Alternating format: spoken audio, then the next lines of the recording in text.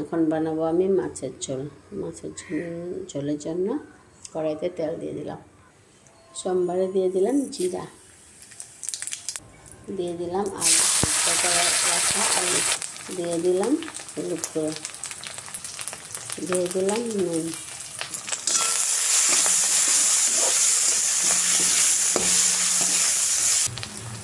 দিয়ে দিলাম লঙ্কা একটা মতো,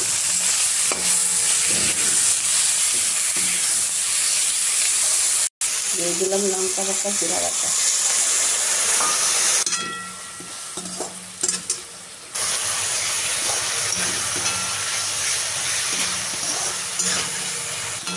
মশলা কষানো হয়ে গেল।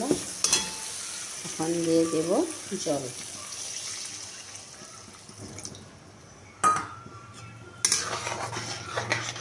অল্পই দিব, এক বেলার জন্য একদম অল্পই।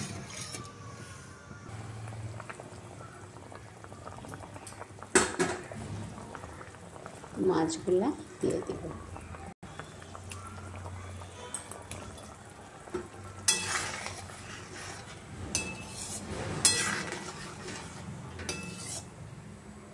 ধনিয়া পাতাও দিয়ে দিলাম।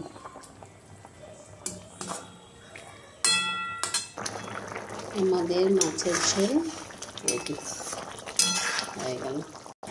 মাছের ঝোল